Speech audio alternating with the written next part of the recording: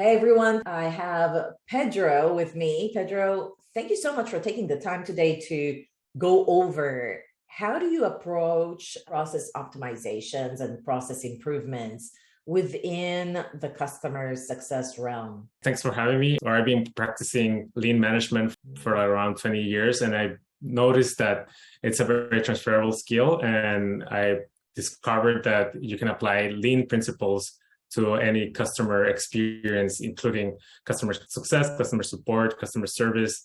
It's completely transferable skills, and you can improve any process with this set of skills.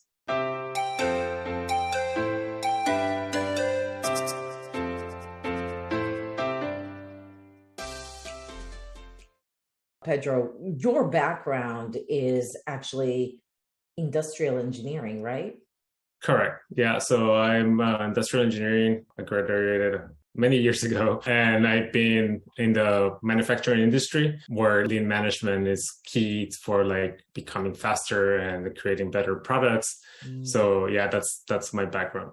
So essentially you're borrowing from that world into customer success operations world to create lean customer success organizations, correct?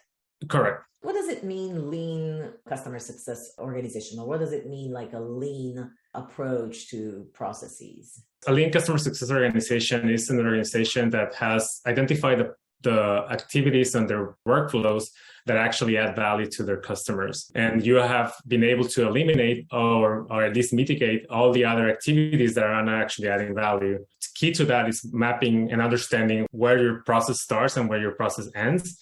And then identifying all the activities. Doesn't matter if they're adding value or not, but you have to identify them all first.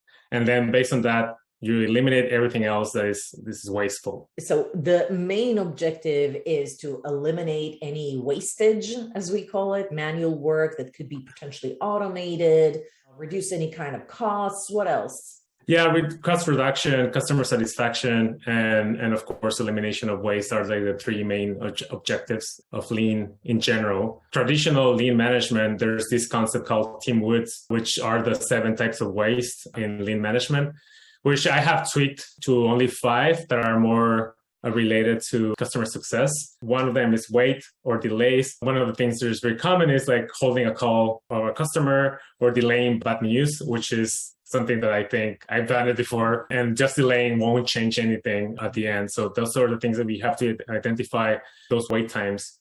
Yeah. Over processing is kind of self-explanatory, like doing too much steps to get to an end goal. For instance, preparing a QBR, maybe you have to bring data from multiple sources and identifying stakeholders and all this over processing that you probably don't need to do if you have the data where it needs to be sitting. Movement, this could be even like doing many clicks to get to the same result in your screen, or actually like, oh, every time I need to call a customer, I need to stand up, go and talk to the AE, which is sitting 10 desks away from me, and then come back. Or it could be just like clicking to like multiple tabs to get to some end result. And then bugs, errors, defects, we don't want those to happen. So, and then sometimes processes leads us to make those mistakes. And that's something that we can fix by identifying what's adding value or not. And finally, customer load. It could be that we have too many customers, or it could be the wrong mix of customers for you. So those things are very important. I learned about the customer load quite early in my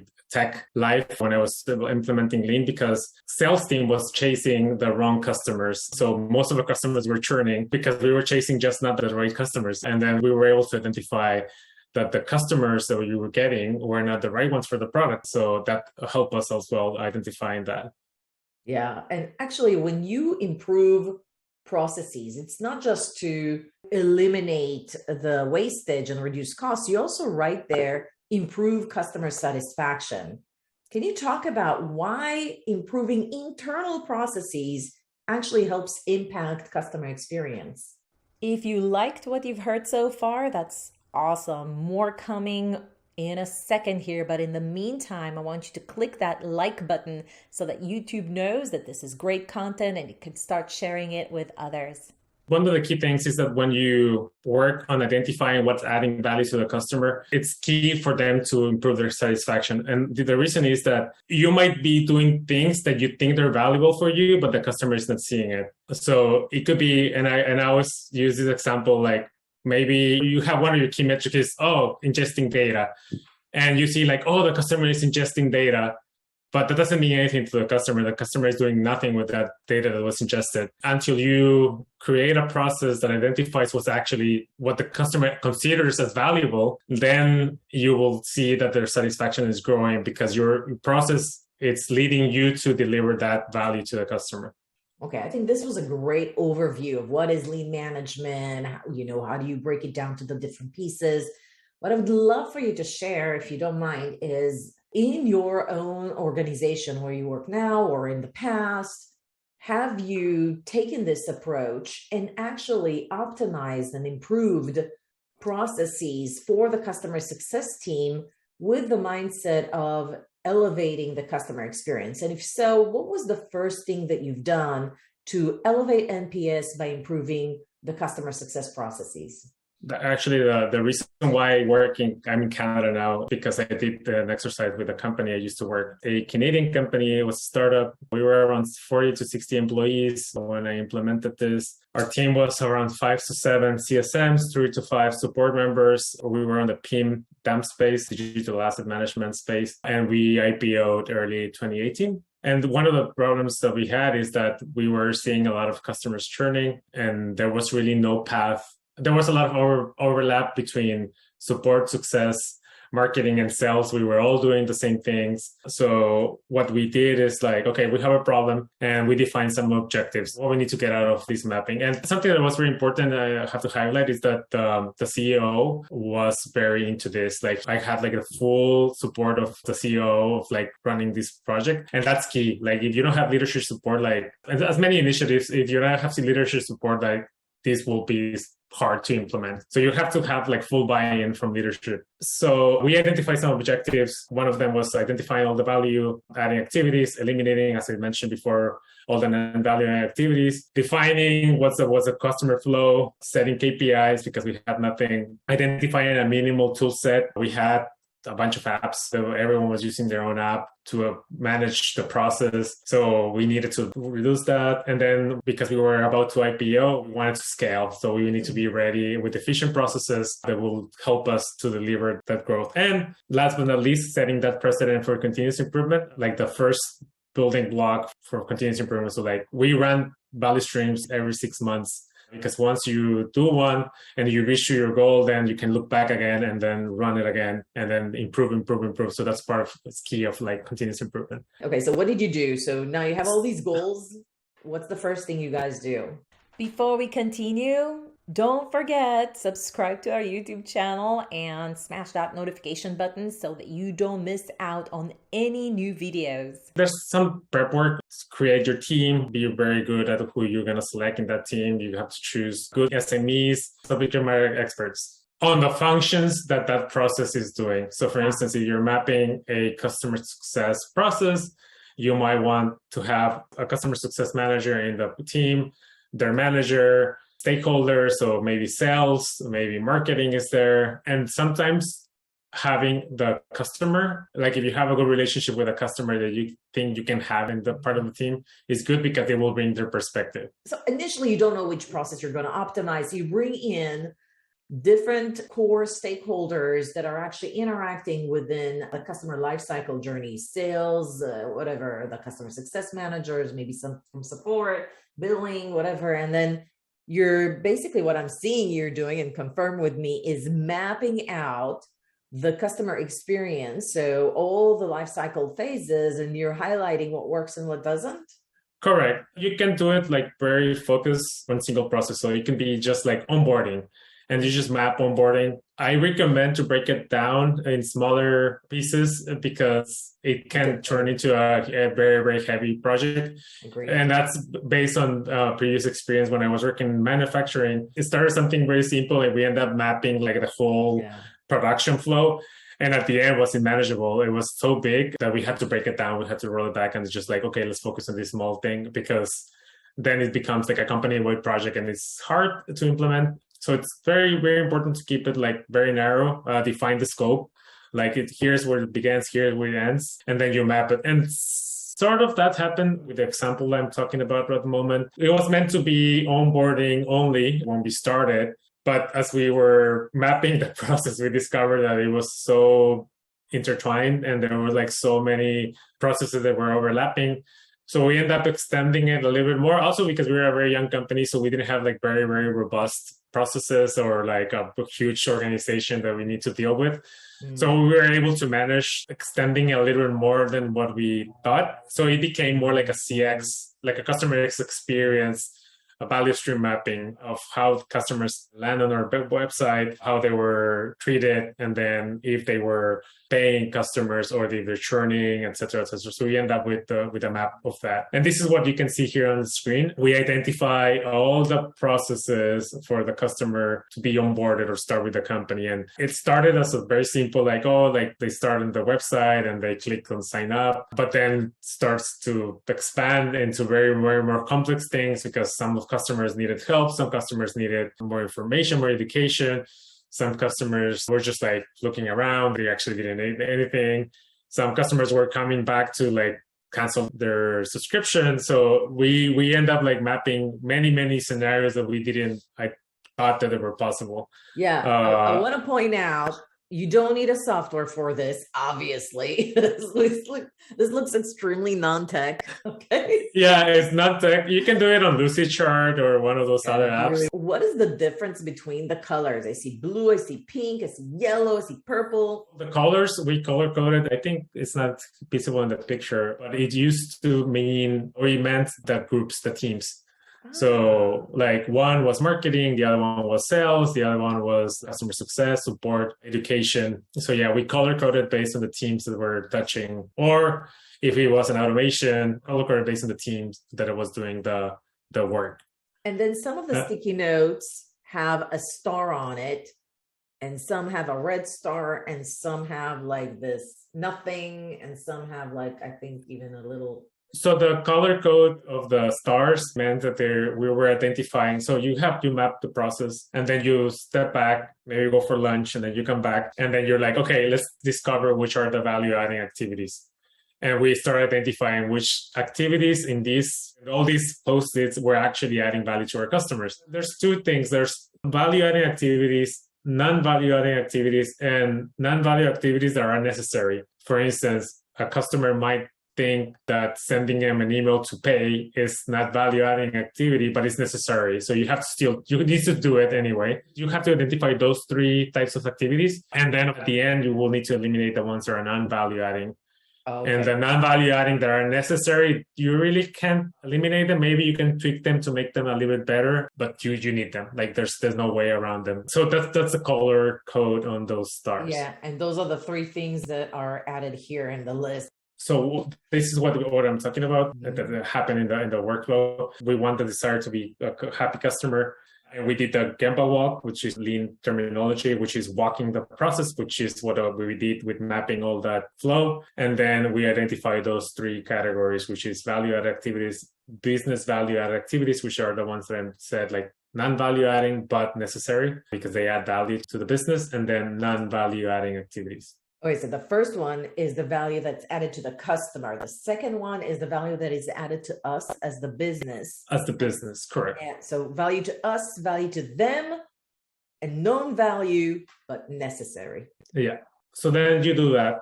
If you are really well prepared, meaning as pre-work, you typically tell the people who participate on this event, like map your flows before you come. You're not like mapping the flow during the session because it will take you forever. People are typically a little bit trained. My personal style is like I train them or I give them like an hour session of what's lean and what they were expecting. And then I give them homework like, okay, you have to map your process. You need to identify who are your stakeholders. And then that will happen. This current state mapping will happen around in a day if everyone's well prepared.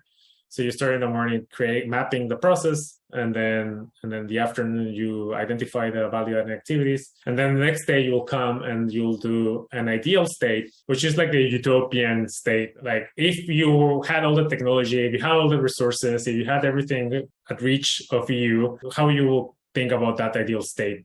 Right. And as you can see, like the difference between this and the ideal state is quite huge. And of course, like this is like the vision of the project. It's, to be honest, it's very hard to achieve it. True. But that's what kind of like North Star. You want to get there, you know it's impossible, you want to get there. Because it could be resources, it could be technology, it could be any other things. But that will give you an idea where you want to go. Love it. Once you do that, you'll start working on the future state, which is somewhere in between your current state and your ideal state. And you have to be very critical here because you might think, oh yeah, we can do this. But then timelines, processes, team resources might not allow you to get to that future state.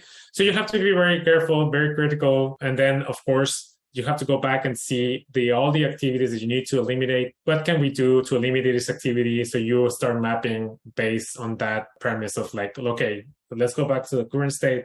We want to remove all these, how that will look. And then you start planning your future state based on eliminating or mitigating those non-value adding activities, and then highlighting what is actually valuable to your customer. And it could be sometimes that you merge two activities that were like value-adding activities. You can make them to one, so that allow you to create this new flow that will drive your customer. So how long does this whole thing take? A day or two or more? As I said, depends on how well prepared you are. Yeah. And then depends on the scope. If the project is big enough, I'll say like a customer success, I run it like in 3 days. So you map the current state, is mostly 1 day for that. And then you do the future state one morning next after. And then you do the future state, the ideal state in the morning, and then future state in the afternoon. Yeah. And then the next morning is key because that's when you create the action item list. All the activities that you need to do from the current state to the future state. So we need to document this, and then we need to do this, and we need to do that, assign responsibles to all those activities and when.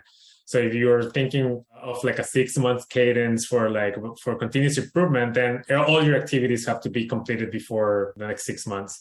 So that's key. Like assigning responsibles and establishing dates for completion is key for the success of continuous improvement. If you just this is a cool experience, future state is so cool, but you don't assign responsibles and then have a cadence review like every week or every month or every 2 weeks, whatever you decide, then nothing will happen. No changes will be implemented. You have to drive it as well. It's not like magic. After you concluded what the future state is, the work really just begins then, because you just finished the design phase of the process improvement project. Correct. That's absolutely right. Like you have to do the heavy work, changing processes, changing the documentation. And then also key to this is like defining the KPIs that you want to measure, and then what will determine if it's successful or not. Do you have a different template? You move this obviously to some sort of a flow chart, not this, but the future state. So yeah, usually move it to a future state in a flow chart, and then it could be tied to metrics. In this case, we work on reducing the onboarding time and improving retention. A site success was reducing the number of apps, but onboarding time, we had like 4 weeks onboarding, and we were able to reduce it to 2 weeks. Wow. And then the improving retention by 5%. It was around 5%, the retention rate. Just because we were faster to get to our customers, we were able to spend more time with our customers just with some changes that we did on our process. And I'm glad you put in reduced number of apps used from 10 to 3. That just speaks volume around even like the employee experience in this process, in this phase. Yeah, so we had one for support tickets, one send desk. We were using an in-app messaging bot. We were using something for a knowledge base. We were using, of course, Google Calendar and many other apps during that time. And then we were using all these apps but there was one that was able to cover many of the things that we needed for the apps to do. And we're like, why are we using all these apps? So we end up like churning or eliminating some of the other apps. We moved everything, migrated everything to one single app. We didn't have to go one field, go on the other app, look for another information. And the other thing that we save cost, of course, to our company, because we were able to cancel some of our subscriptions because we were able to consolidate the work that we were doing in multiple apps into one. And then the experience for the customers was also better because they were in the same environment when they were like working on their apps on their website. Yeah. I think that's important to know, because even though you redefined the workflow, I bet you had to like a separate session to say, okay, each one of these steps, what are the current apps? And then just to almost have a heat map, apps and tools are actually being used, and then have a discussion around which one do we want to eliminate? What are the options? That's like a track in and of itself. That's a whole different project. We end up doing another company-wide app inventory because we were in that situation. These 10 apps were solely the ones that customer experience touch, but like marketing product had like a bunch of apps. Like they use Trello and then use other apps to track like the movements in the app, and they had like a bunch of apps. And then there was another team who was using as well like Asana and something else, and we were like, oh, a bunch of these apps, they do the same. Luckily some of them, they were like on the free subscription, but yeah, we had a bunch of apps. I think that like learning how to do this, it sounds like this is a really great skill for anybody in customer success operations. So if you're a CS ops manager and you have these type of skill set, like you know how to do this for your own company, I think that's like gold.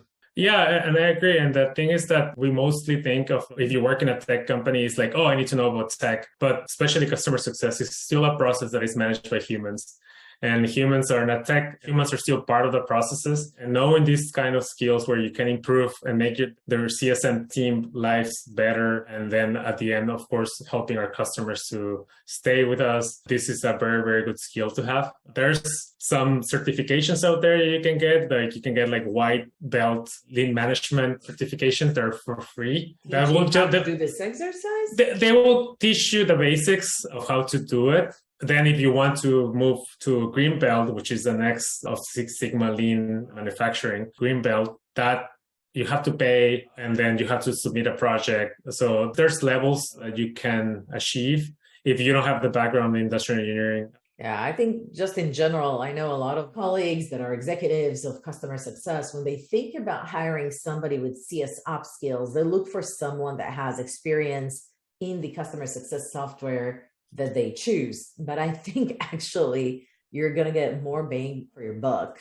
by trying to find somebody that understands how to do process improvements, process optimization, maybe have a white belt certification in the Lean Six Sigma or in industrial engineering background, and kind of like mix it up a little bit, because you're going to scale a lot. You can always hire or outsource the gain side administration. It's really hard to outsource somebody that on an ongoing basis would look to optimize and improve your processes. Yeah, and something that I said is like, it doesn't matter the app. If you don't have the processes right, then you can create or automate a lot of mistakes. It's key to have the right processes. It's key to have the lean processes, because if you automate a problem, then you have thousands of problems. So you want to avoid that. And then doesn't matter the app, you know, the apps like Gainsight and Totongo and all those apps that are out there, like they do about the same. And then you can learn those skills, but you need to define the processes that you want to bring to those apps, to those tools.